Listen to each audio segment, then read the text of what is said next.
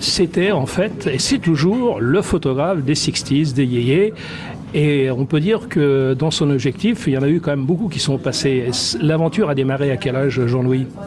Elle a démarré avec l'achat quasiment de... Enfin, l'achat, on me l'avait offert, mon premier appareil photo, c'est-à-dire à l'âge de 16 ans. Donc, mon premier appareil photo, j'ai eu la chance de le tester, c'est le terme, je suis navré, mais sur le monde de la chanson, sans le vouloir, puisque c'était autour de moi, jeune que j'étais à 16 ans, il y avait d'autres mômes de 16 ans. Et ces mômes en question, pour moi, c'était très impressionnant parce que ils arrivaient à... Enfin, ils étaient sur scène, c'est-à-dire ils étaient jusqu'à présent, il y avait surtout le music hall, moi, qui m'emballait, il y avait le cirque, bien entendu. Et là, d'un coup, je me retrouve à réaliser qu'un phénomène nouveau vient d'arriver, qui me ressemble sûrement, puisqu'ils ont mon âge, que moi, j'étais pas musicien. J'aurais bien aimé l'être, mais j'étais pas musicien. Je me suis dit, allez, j'y vais avec l'appareil photo. Et puis je vais leur raconter que j'ai besoin de faire une sorte voilà, c'est vrai, je faisais l'école de photo, quoi. Donc une sorte de préparation photographique. Alors quand tu parles de ces mômes, c'était qui ces mômes ? Oui, les mômes, c'était donc à 16 ans. Des fois, ils étaient un peu plus âgés que moi. Ils avaient 18. Mais c'était donc... c'était Eddie Mitchell avec ses chaussettes noires. C'était Vic Lawrence, bien entendu, avec ses vautours. Enfin, c'était Danny Boy avec ses pénitents. Bon, il y avait quand même un garçon qui nous impressionnait parce qu'on pensait qu'il venait peut-être des Amériques. Il s'appelait Johnny Hallyday. Mais bon, là, c'est vrai que Johnny, c'est encore une autre histoire. On pourrait en parler différemment. Moi, j'étais beaucoup plus séduit et je me sentais, comme j'étais timide, grâce à l'appareil photo, je me cachais derrière l'appareil photo, donc il n'y avait pas de souci. Mais je me sentais mieux chez ceux que je pensais les miens, c'est-à-dire les groupes. Dès que c'était un groupe, je me disais, on sortait du patronage à cette époque-là, on sortait des feux de camp, etc. Bon, je me disais ça, eux, probablement s'ils sont sur scène, c'est qu'ils me ressemblent. Alors Jean-Louis Roncurel, quand tu étais derrière ton appareil photo, t'en as vu quand même défiler quand même beaucoup. Est-ce que toi, déjà, tu pressentais ceux qui allaient vraiment sortir leur épingle du jeu, puis malheureusement ceux qui restaient sur le carreau ? Est-ce que déjà tu avais pu obtenir cette faculté de repérer les artistes futurs, ceux qui sont encore là aujourd'hui ? Oui, en fait, ça c'est... Non, je crois qu'on va... C'était sans prétention, tout ça. Donc on avait vraiment l'impression, même le public, moi j'avais l'appareil photo, mais le public, je suis sûr qu'il peut parler de la même façon. Le public, on a l'impression que c'était des copains. C'est-à-dire, c'était pas encore Salut les copains, attention, c'est une autre aventure, celle-là. C'était donc des copains. Après tout, Gilbert Bécaud chantait bien les copains, avant que Salut les copains existe. Donc, on ne s'imaginait pas, effectivement, que il n'y avait pas de vedettariat. C'était vraiment... si on voulait aller dans les coulisses, entre nous, ça se passait, c'était sans problème.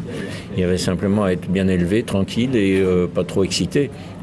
Le problème et le souci souvent dans tous ces endroits-là, c'est qu'il y avait des perturbateurs. Et ça, c'est pareil en ce moment avec le football. Donc, c'est quasiment la même chose qui se passait. Mais en fait, ces perturbateurs-là, effectivement, des fois, freinaient un petit peu notre élan de camaraderie. Mais non. Le seul, effectivement, qu'on pouvait, qu'on estimait être en dehors, probablement, de notre club, je vais dire, club des copains, c'est Johnny. Ça, c'est différent, parce qu'il n'a pas été présenté de la même façon. D'abord, il était seul. Il y a quand même des liens qui se sont créés entre les groupes, les chanteurs, des amitiés. Est-ce que ça a duré dans le temps ? Comment ça s'est passé ? Il y a quand même des relations privilégiées quand même avec les groupes. Oui, des liens, il y en a eu forcément. La photo, ça crée les liens. À l'époque, tout le monde ne faisait pas de photos. Donc, déjà... c'était style quand j'arrivais le lendemain, ou sur le lendemain, j'avais mon petit labo, parce que mon père était photographe. Bon, mais ça n'a pas changé grand-chose, parce que lui était photographe de cartes postales. Il faisait, si peut-être l'esprit de vouloir faire des photos, j'allais dire, basiques. Donc ça, c'est important, et pas du tout des photos people, comme on dirait maintenant, ou autres. Mais Moi, ma chance, c'est que dans la salle de bain, comme n'importe qui pourrait le raconter, ayant débuté dans la photo à cette époque-là, forcément, on développait ses photos à la maison, quoi. Alors, forcément, nous, parce qu'on était passionnés par ça. Donc, ma passion, c'était après de les développer et de les tirer, parce qu'il fallait bien les montrer. On les montrait, les photos. Donc ça a été un avantage. J'ai compris que après, pour pouvoir m'ouvrir encore plus les portes de tout ce domaine, c'était effectivement d'arriver avec des photos. Alors j'arrivais avec des photos, j'ai eu des récompenses. Les récompenses, c'était, écoute, la prochaine fois, tu reviens. Hein. Et puis il fait tu devrais nous en faire d'autres. Hein. Tu sais, on passe à tel endroit ou tel endroit. Et petit à petit, d'ailleurs, des copains musiciens m'ont fait connaître le Golf Draw. Et alors là, ça a été véritablement le tremplin pour moi également, parce que je me retrouvais donc là dans un monde qui correspondait à un univers qui était totalement de nôtre. Voilà, il y a eu une grande rencontre entre toi et Henri Leproux. Là, ça a été vraiment, on va dire, un coup de foudre, mais un coup de foudre musical. Là. Alors le coup de foudre a été à la fois musical, puisque je l'explique, c'est grâce à mes potes musiciens qui la réputation du Golf Draw, c'était vraiment entre nous, on se sentira bien ensemble. D'ailleurs, on passe là pour regarder les photos, ça sera un plaisir. On pourra mélanger les deux, et en même temps, effectivement, Henri, qui lui était et avait compris que tout ça c'était également notre plaisir, et c'était un plaisir que lui-même partageait, ce qui fait que tous les vendredis, quand on faisait des photos, on les faisait. Le vendredi d'après, par exemple, il faisait un panneau souvenir du vendredi d'avant, et ce panneau, d'ailleurs, faisait vraiment partie du bonheur de se retrouver au Golf Draw. Si on revient donc dans ces années 60, Jean-Louis Roncurel, pour saluer les 60s, est-ce qu'il y a une période qui t'a plus marqué que d'autres, ou est-ce que ta vie s'est échelonnée avec tout un tas d'événements plus marquants les uns que les autres? Non, je pense que ça a été un feu d'artifice, hein. Donc si tu veux, la belle bleue, la belle rouge, la belle jaune, j'en sais rien. Non, il est évident que, bien entendu, une seule période m'a marqué, une seule et unique, si on parle d'une période qui m'a profondément marqué et que j'ai revendiqué tout le long des autres périodes, c'est quand même la période pré-yéyé. C'est-à-dire, j'allais dire, toute la période des groupes. Malheureusement, ce qui m'a affecté à l'époque énormément, c'est quand je voyais le leader quitter le participant au groupe, un des participants au groupe, quitter et un petit peu nous abandonner. Alors 5 mois après, je me suis dit, toute ma vie, je revendiquerai ça. C'est-à-dire que, mais il n'y a pas que moi, parce que nous sommes quand même encore les derniers véritables supporters, ils sont quand même assez nombreux, qui pensent comme moi, je pense, et que est arrivé après un autre phénomène qui était le phénomène beaucoup plus commercial. Et pour cause, il faut tenir, de toute façon. Et quand on a vu effectivement moi je dis pas le chanteur de groupe, c'était un groupe de toute façon, et dans le groupe il y avait autant d'importance pour le batteur que pour le chanteur. Voilà, donc là c'est vrai que là je me suis moi la période qui m'a captivé, c'est la période première, c'est-à-dire celle qui nous a permis de découvrir le monde du rock'n'roll, le rythme qui était le rock'n'roll.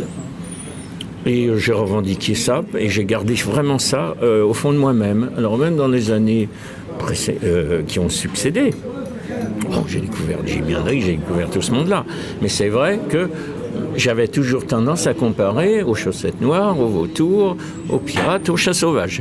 Tout à l'heure, hors micro, on a eu une conversation et on parlait d'indépendance. Et Jean-Louis Roncurel, tu nous expliquais que si toi aujourd'hui, tu es encore là, tu es encore dans le métier, c'est grâce à ton indépendance que tu as payé très cher.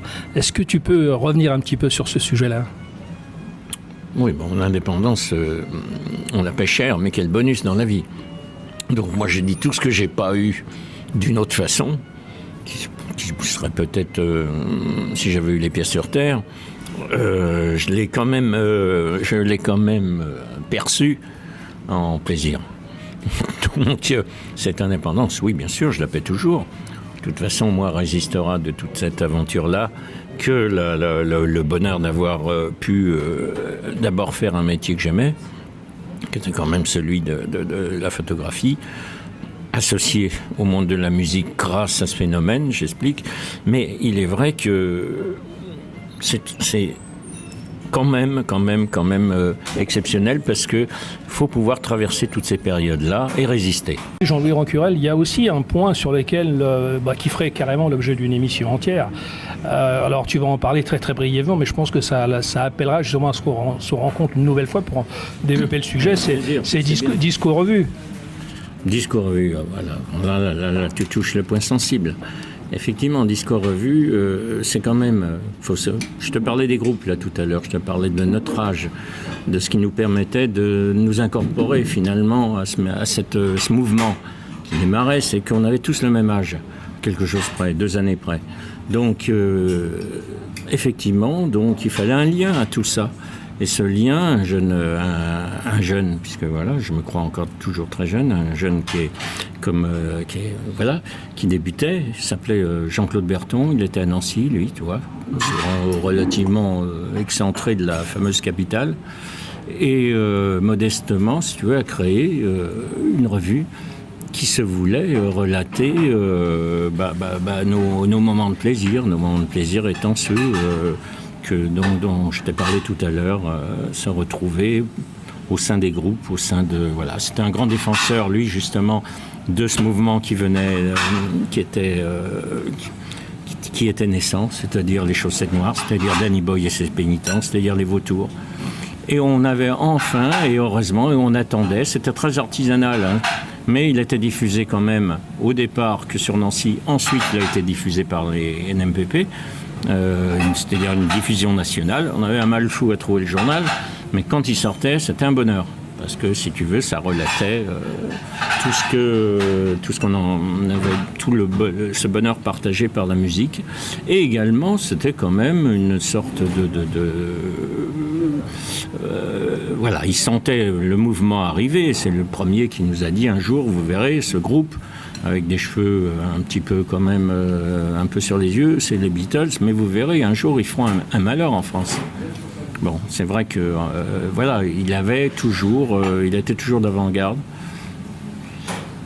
Et c'est le pionnier. Bon, alors moi, ma première photo, ma chance, si tu veux, ça a été qu'elle paraisse dans son journal, puisque la grande presse, effectivement, boudait un petit peu notre mouvement à nous. Hein. C'était un mouvement qui devait, soi-disant, pas vraiment durer longtemps.